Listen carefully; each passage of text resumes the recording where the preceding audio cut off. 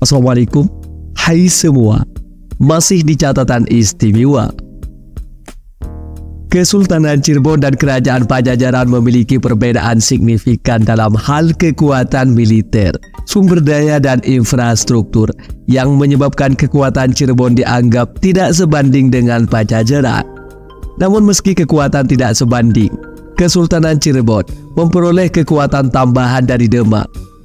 Demak memberikan dukungan berupa meriam dan pasukan perang saat Cirebon terdesak. Pada tahun 1528, Cirebon mulai menyerang wilayah Galuh, salah satu kekuasaan Pajajaran.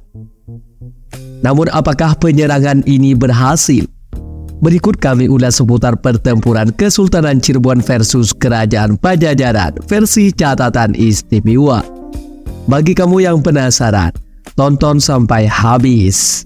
Namun sebelum lanjut, bagi kamu yang baru gabung di channel ini, terus dukung channel dengan tekan tombol like, subscribe, dan loncengnya agar kamu terus mendapatkan notifikasi info baru dari catatan istimewa.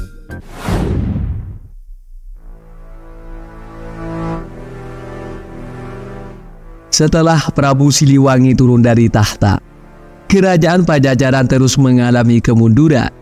Penggantinya, Raja Surawisesa, menghadapi tantangan berat dengan perkembangannya dua kesultanan Islam, Cirebon dan Demak. Pada saat itu, Kesultanan Cirebon dipimpin oleh Syarif Hidayatullah.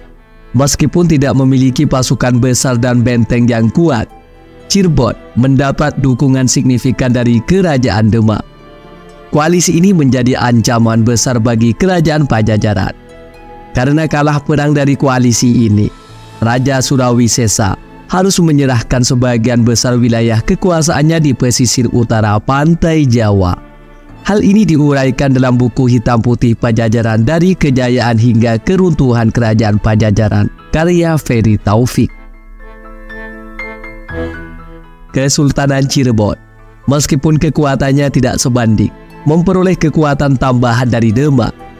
Demak memberikan dukungan berupa meriam dan pasukan perang saat Cirebon terdesak. Pada tahun 1528, Cirebon mulai menyerang wilayah Galuh, salah satu kekuasaan Pajajaran. Dalam pertempuran tersebut, peran Demak sangat penting. Demak mengirimkan meriam besar yang membuat pasukan Galuh tidak berdaya menghadapi serangan tersebut. Senjata tradisional seperti tombak, anak panah, dan pedang tidak mampu menandingi kekuatan meriam dari Demak. Akhirnya wilayah Galuh jatuh ke tangan koalisi Cirebon-Demak. 2 tahun kemudian, Kerajaan Talaga, benteng terakhir Kerajaan Galuh, juga jatuh. Pada tahun 1530, wilayah Sumedang mulai masuk dalam pengaruh Cirebon. Penobatan Pangeran Santri sebagai Bupati Sumedang pada tanggal 21 Oktober 1530 menjadi tanda resmi pengaruh Cirebon di wilayah tersebut. Pangeran Santri, yang merupakan buyut dari Syekh Datuk Kahfi, pendiri pesantren pertama di Cirebon, menunjukkan hubungan kekeluargaan yang memperkuat pengaruh Cirebon. Selanjutnya, kawasan Citarum yang sebelumnya dikuasai Pajajaran juga berhasil direbut oleh Kesultanan Cirebon. Dengan penguasaan ini, Cirebon mendapatkan kedudukan yang lebih kuat dan mapan. Namun, perlawanan terhadap Pakuan selalu mendapat perlawanan dari pasukan Surawisesa. Akhirnya, kedua belah pihak sepakat untuk menggelar perdamaian dengan mengakui keberadaan masing-masing. Pada tahun 1531, perdamaian tercapai melalui kesepakatan antara Syarif Hidayatullah mewakili Cirebon dan Prabu Surawisesa mewakili Pajajaran. Perjanjian ini menetapkan bahwa kedua kerajaan berdiri sebagai negara yang merdeka. Tidak ada penyerangan lebih lanjut dari kedua belah pihak. Kesultanan Cirebon mengakui keberadaan Kerajaan Pajajaran, begitupun sebaliknya. Naskah perjanjian ini ditandatangani oleh Pangeran Pasarian, putra mahkota Cirebon, Fadilah Khan, dan Hasanuddin. Kesepakatan ini memberikan kesempatan bagi Surawisesa untuk mengurus kembali kerajaan Pajajaran yang sempat kacau akibat peperangan yang berkelanjutan. Meskipun sebagian besar wilayah di pantai utara Pulau Jawa lepas, Surawi Sesa mulai memulihkan kembali warisan dari ayahnya, Prabu Siliwangi, yang hanya tersisa setengah. Setelah perjanjian damai ini, Surawi Sesa masih memiliki sisa 1.000 pasukan perang yang setia kepadanya.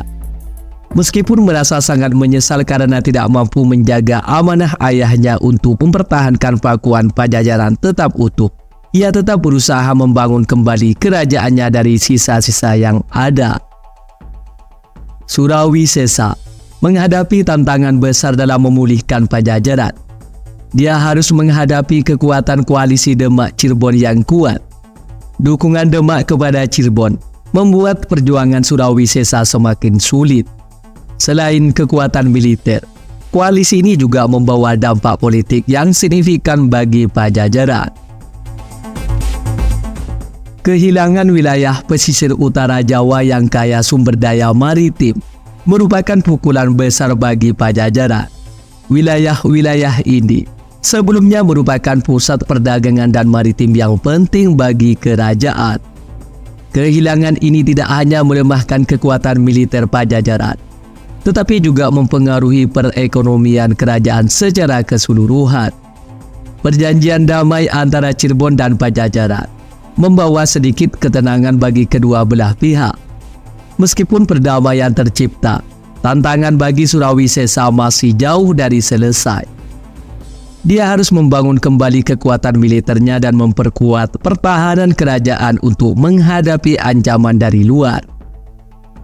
Di sisi lain, Kesultanan Cirebon di bawah pimpinan Syarif Hidayatullah terus memperkuat posisinya di Jawa.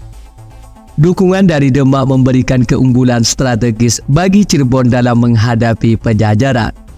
Selain itu, Cirebon juga terus memperluas pengaruhnya ke wilayah-wilayah lain di Jawa. Perjuangan Surawi Sesa untuk mempertahankan Pajajaran menunjukkan keteguhan dan keberanian seorang raja dalam menghadapi tantangan besar. Meskipun banyak wilayah lepas, dia tetap berusaha memulihkan kembali kerajaan yang sempat jaya di masa lalu. Warisan Prabu Siliwangi menjadi motivasi utama bagi Surawi Sesa dalam upayanya membangun kembali Pajajaran. Seiring berjalannya waktu, sejarah mencatat jatuh bangun kerajaan Pajajaran sebagai bagian dari dinamika politik dan militer di Nusantara. Peran Kesultanan Cirebon dan Kerajaan Demak dalam menjatuhkan Pajajaran menunjukkan betapa kompleksnya hubungan antara kerajaan di Jawa pada masa itu. Pengaruh Islam yang semakin kuat juga membawa perubahan signifikan dalam struktur politik dan sosial di Jawa. Kesultanan Cirebon sebagai salah satu pusat penyebaran Islam berperan penting dalam perubahan ini. Dukungan dari Kerajaan Demak yang merupakan pusat kekuatan Islam di Jawa semakin memperkuat posisi Cirebon. Dalam sejarah Pajajaran, masa pemerintahan Surawi Sesa merupakan periode penuh tantangan. Namun semangat dan usaha kerasnya dalam mempertahankan warisan kerajaan patut diapresiasi. Kisah ini juga mengingatkan kita akan pentingnya persatuan dan kekuatan dalam menghadapi ancaman dari luar. Kerajaan Pajajaran mungkin telah mengalami kemunduran, tetapi semangat perjuangan dan keteguhan Surawi Sesa tetap menjadi inspirasi bagi generasi berikutnya. Sejarah Pajajaran menjadi bagian penting dari warisan budaya dan sejarah Indonesia yang kaya akan nilai-nilai kepahlawanan dan kebijaksanaan.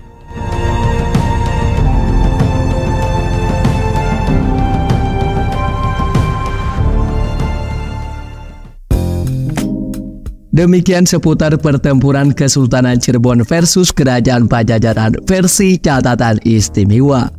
Bagi kamu yang punya tambahan atau koreksi seputar konflik Kesultanan Cirebon dan Kerajaan Pajajaran, tulis di kolom komentar ya.